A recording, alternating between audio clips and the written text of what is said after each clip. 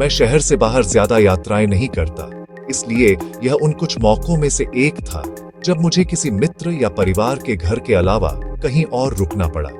जिस क्षेत्र में मुझे रुकना था वह छोटा था और अधिकांश होटल बहुत अच्छे नहीं दिखते थे, लेकिन मेरे आश्चर्य की बात यह थी कि एयरबीएनबी पर केवल एक ही घर सूचीबद्ध था। यह साइट का उपयोग करने का मेरा पहला अवसर था, लेकिन घर एक सभ्य स्थान जैसा दिखता था, होटलों से कहीं बेहतर। मैंने तारीखों का अनुरोध किया और कुछ ही मिनटों में जगह अगले सप्ताह के लिए बुक हो गई। जब मैं शहर पहुंचा, जो मेरे शहर से लगभग 14 घंटे की दूरी पर था, तब रात काफी हो चुकी थी। शहर लगभग सुनसान लग रहा था। सभी घरों की लाइटें बंद थीं, दुकानें बंद थीं, कोई भी व्यक्ति या कार बाहर नहीं थी। निश्चित रूप से यह आधी रात थी, इसलिए मुझे उम्मीद नहीं थी कि यह छोटा शहर इस समय रोशन और सक्रिय होगा, लेकिन फिर भी यह अजीब सन्नाटा डर पैदा कर रहा था। जब मैं उस घर पर पहुंचा तो यह उन कुछ घरों में से था जिसकी पोर्च लाइट जल रही थी, लेकिन ऊपर की एक खिड़की से भी हल्की रोशनी आ रही थी। मुझे लगा कि पिछले ग्राहक ने बस लाइट जलती छोड़ दी होगी।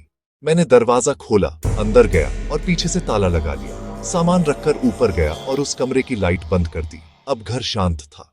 मैंने बिस्तर पर लेटकर आंखें बंद की। तभी दीवारों से आती धक की आवाज ने मुझे जगा दिया। मैंने धीरे से दरवाजा खोला, दालान में झांका, अंधेरा और खामोशी। फिर फर्श पर चरमराहट शुरू हुई। धीरे धीरे वह आवाज दूसरे कमरे से निकलकर मेरे दरवाजे की ओर आने लगी। मेरा दिल तेजी से धड़कने लगा। मैंने हैंडल पर हाथ रख दिया। तभी किसी ने बाहर से हैंडल को घुमाया।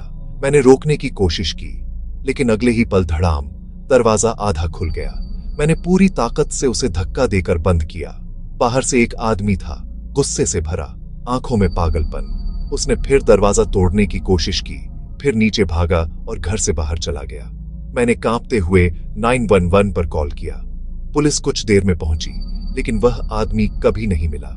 आज तक मुझे नहीं पता वह कौन था, लेकिन उस रात की वो कदमों की आवाजें, वो दरवाजे का झटका और वो आंखें अब भी मेरे दिमाग में गूंजती है। एयरबीएनबी पर मैं अब कभी नहीं जाऊंगा।